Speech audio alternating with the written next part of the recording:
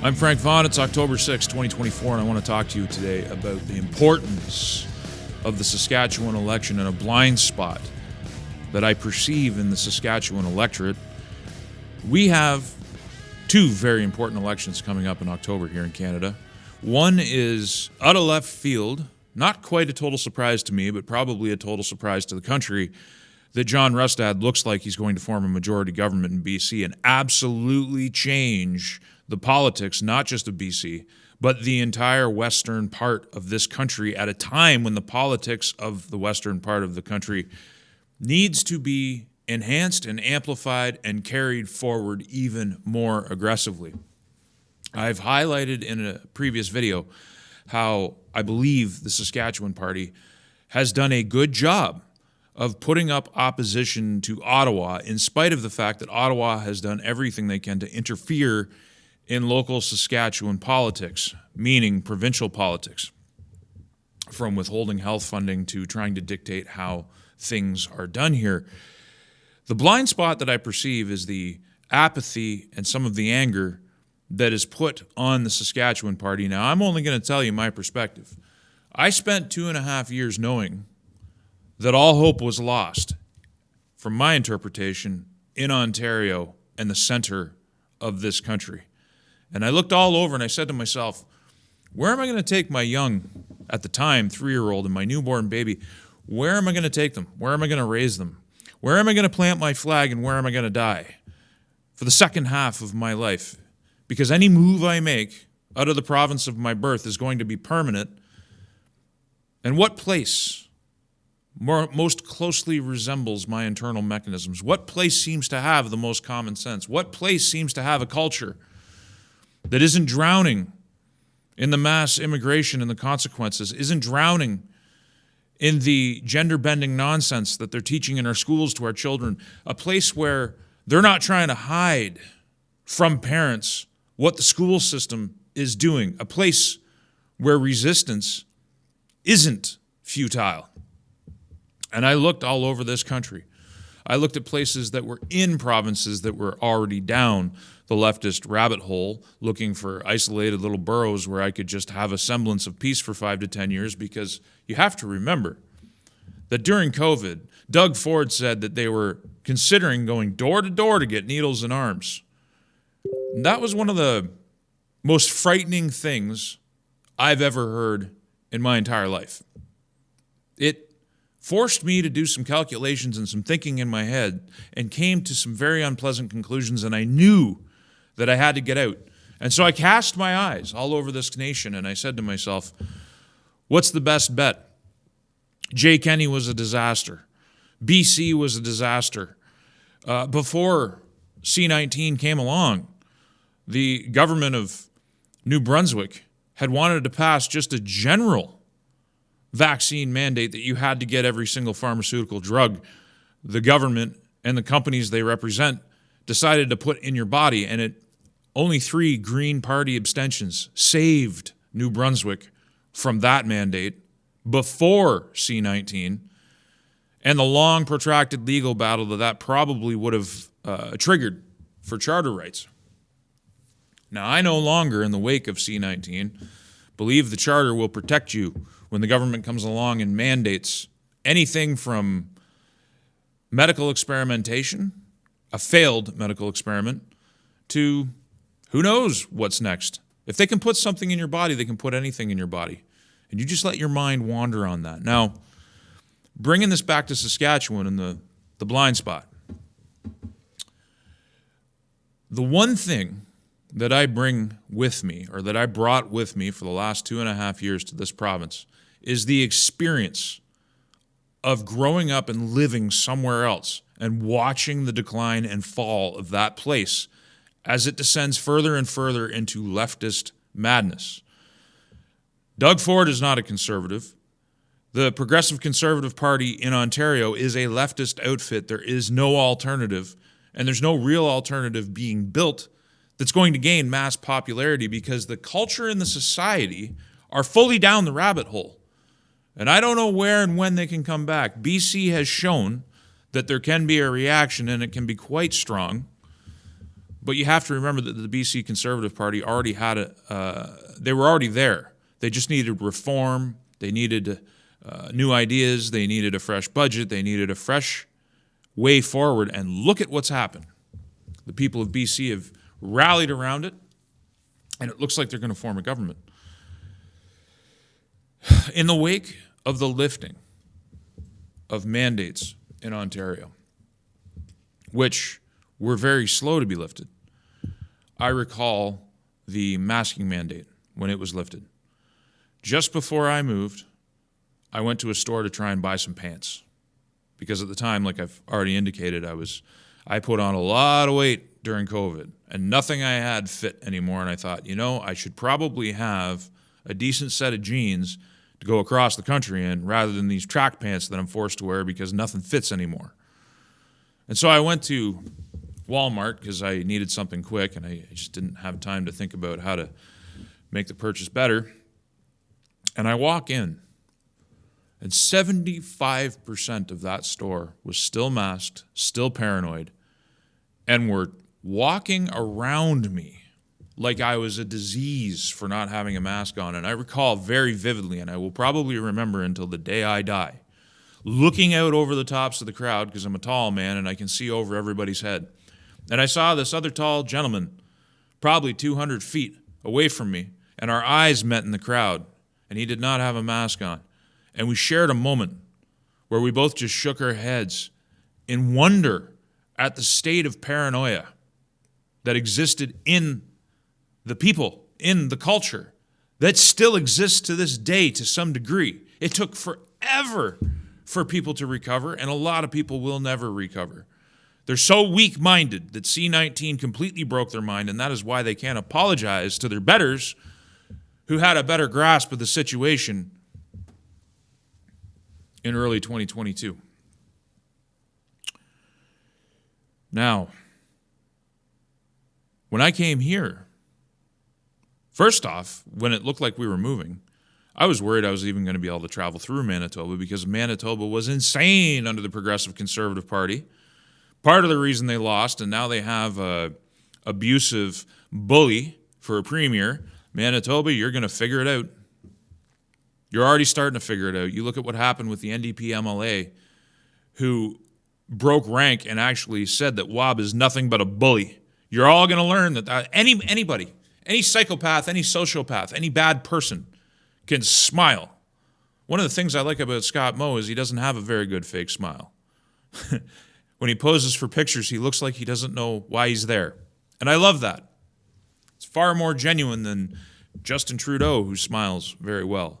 David Eby, who smiles very well.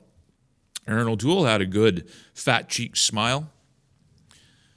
Don't vote for smiles, even though they want you to. Don't vote. I remember a talking point that was prominent over the last couple of weeks about David Eby and how he knows how to order at a local restaurant. These are not things to vote for, people. At any rate, I was worried about getting through Manitoba, but luckily that wasn't a problem. Things started lifting almost miraculously as I was moving along. One of the very real reasons I picked Saskatchewan is because, as bad as it was here, and the memory of the people who lived here, and those who are skeptical, and those who are rightly angry with what went on during that time, it was not as bad or as thoroughly enforced here, and it wasn't as culturally strong here as it was everywhere else. And that's a perspective I bring. And I am not in any way trying to dissuade anybody from being frustrated and angry, but I need to remind people that the pressure that came down on every government, not just at the national level, but at the state or the provincial or whatever subdivision and unit in any country that you consider, the pressure came from all directions. In Saskatchewan, the pressure was coming from the federal government. The pressure was coming from the UN. The pressure was coming from people who were programmed and paranoid that this respiratory infection was going to kill everybody in spite of the evidence of their eyes. To this day, there are people even in this province who talk about bringing back mandatory masking. And there are people who actually gather together in this country wearing their masks loud and proud as if they're doing something, as if they can't see that society is still functioning and people aren't dropping dead everywhere. It's over, but you wouldn't know it. The pressure also came from the NDP under Miley, and I think it's a really good idea to remind people. This is tweets from Miley in 2021, December, right around the time the decision was about to be made that we were going to move. Saskatchewan has the lowest vaccination rates in Canada, one of the reasons I moved here, and Scott Moe is committed to keeping it that way.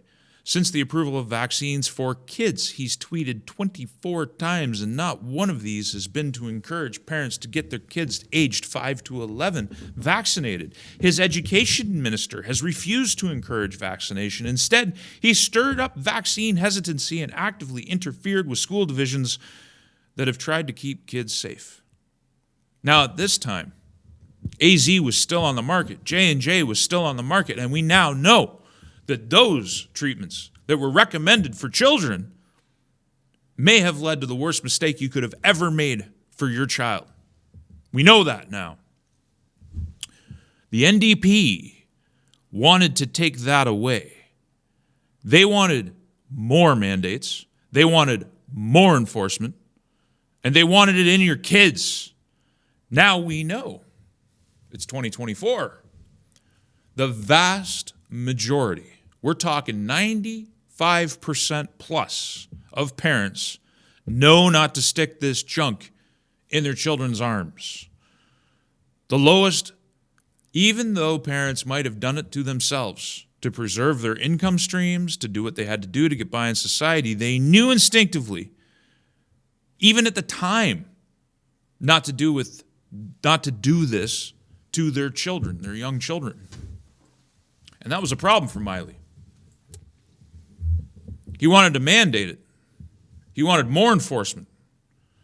Now, as far as what went on here, the division that was sown, the things that actually people experienced, the very real experiences, which I am not trying to diminish, what I can tell you is that I know from talking to locals and people that many churches remained open without masking. Many businesses still welcomed their patrons. Enforcement was slack, even at the worst of times, even at the times when the Sask party mandated for its own caucus that they all get vaccinated. And Nadine Wilson, who went on to found the Sask United Party, misrepresented her vaccine status, and she got caught and resigned, and then went on to form the party because she had very real differences of opinion with the Sask party. I don't think people give enough credit to the zeitgeist and how powerful it was. Now, I was dialed in December of 2019 to what was happening, and by the time April, May rolled around in 2019, I'd figured out the game. I'd figured out that we weren't all going to die, and the real danger was going to come from the government. When they flipped their script and they told you that everything that they had previously said was dangerous was now mandated, and you had to do it. And one of the warnings that I issued through all of my work was any medical product that they tried to foist on you without years of clinical trials, anything that bypassed proper procedure, you should avoid like the plague.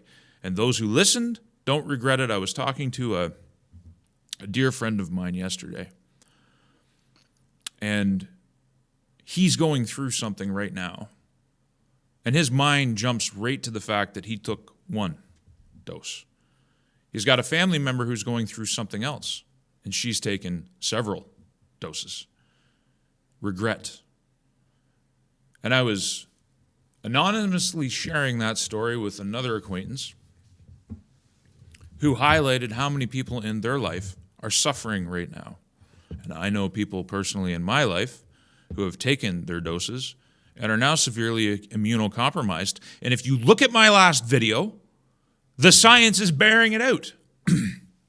The more of the medical treatment you take, the more immunocompromised you are in perpetuity. We now know that it was harmful. We know that the things that Miley pushed, the more that he wanted, was the exact wrong direction.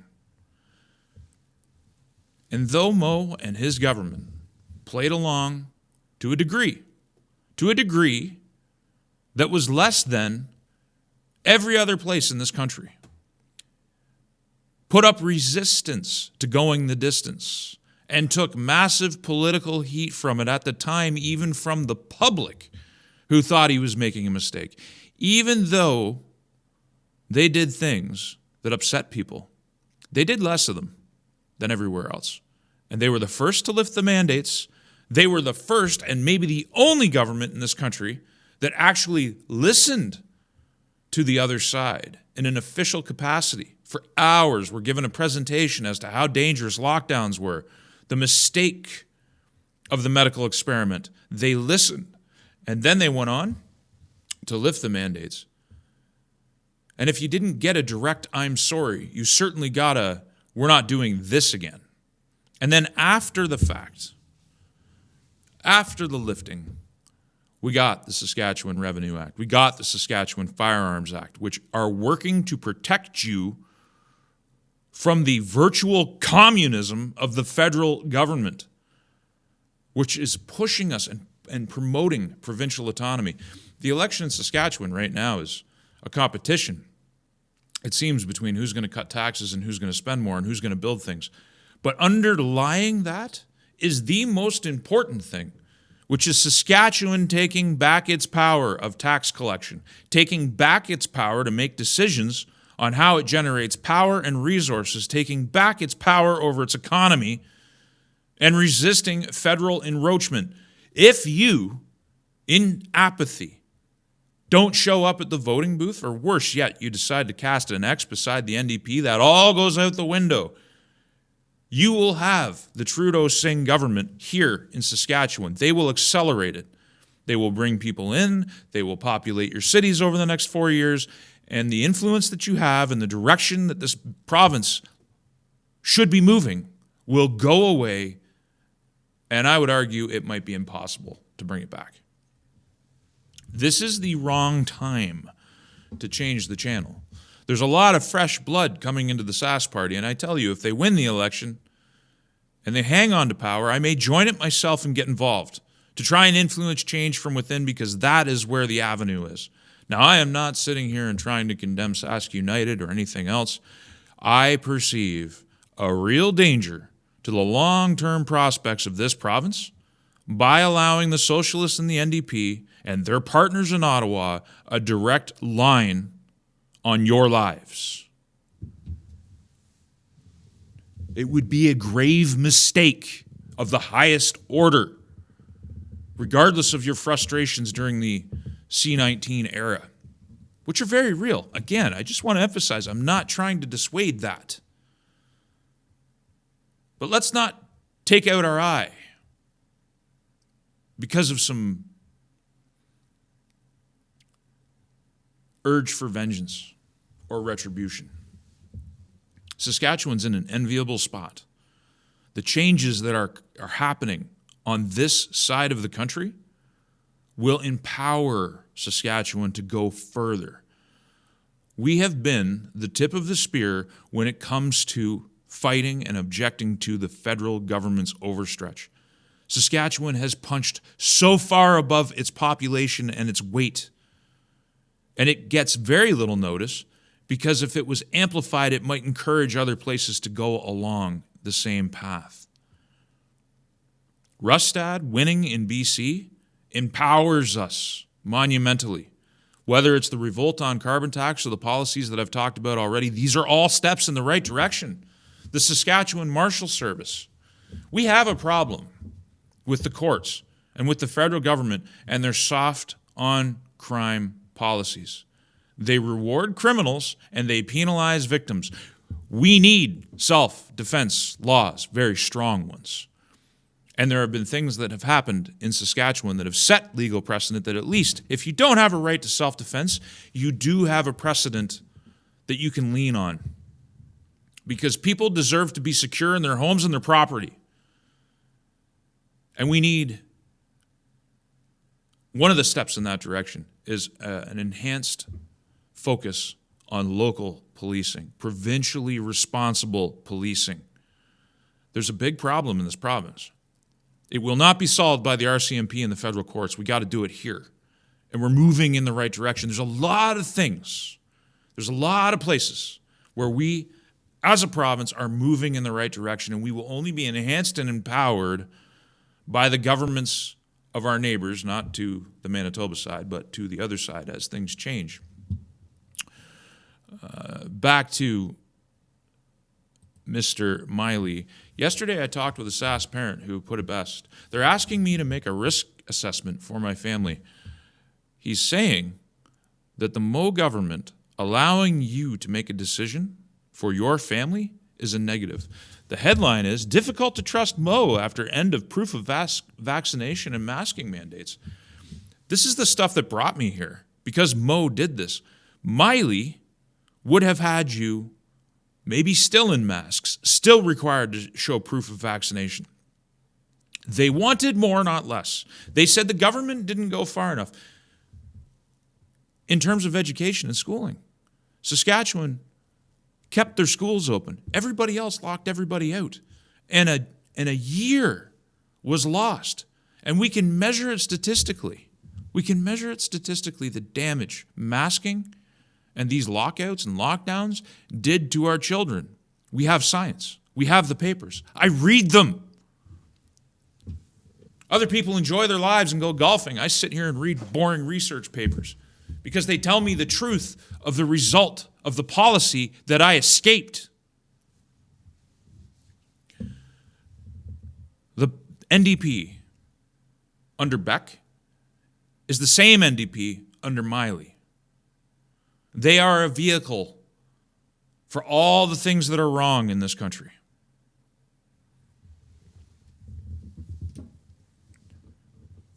Turnout needs to be greater than the last Saskatchewan election. Turnout has been going down and down and down, and I don't know if this is because people are satisfied with the way governance is or because they're frustrated. The last election was before. Well, no, it was not before. This is how they got mail-in voting, but it was before the mandates. It was before the medical experiment really got going. And turnout was abysmal, and maybe that was just because of the pandemic. It was the lowest it had ever been in this province's history. The danger is that people are going to stay home because they're frustrated with the Sask Party. And I'm telling you, I beg you to understand that my eyes have seen how it was done elsewhere. I've lived it. I've seen the decline and fall of Ontario. And I don't know how you ever bring it back. This place still has everything that I miss about the 1990s and the early aughties back east. Everything we've lost is still here. This is my home now. This is where my flag is planted. I don't believe in the Canada the federal government has created in the last 10 years.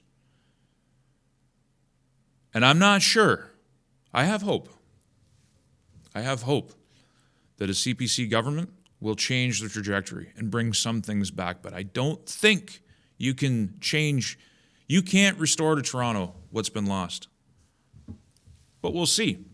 In the meantime, as we work to send the CPC back to Ottawa, we should be continuing, whether it's a red government or an orange government or a blue government in Ottawa, we need to continue on the path of greater and greater provincial autonomy in the western provinces and specifically right here in Saskatchewan. We have got to preserve what's here because it's precious. This culture does not exist anywhere but in the interior anymore. We're losing it. We're losing Canada. We're losing Western civilization. This is it. This is the front line. This is it. This is the last bastion of Western civilization. Not just here in Saskatchewan, but around us on these Great Plains. That's why I'm here. I used to say in my previous video work, I don't know if anybody would remember, But the western provinces are the hill to die on. And I have no intention of dying on this hill except peaceably. Now is not the time to risk an NDP government.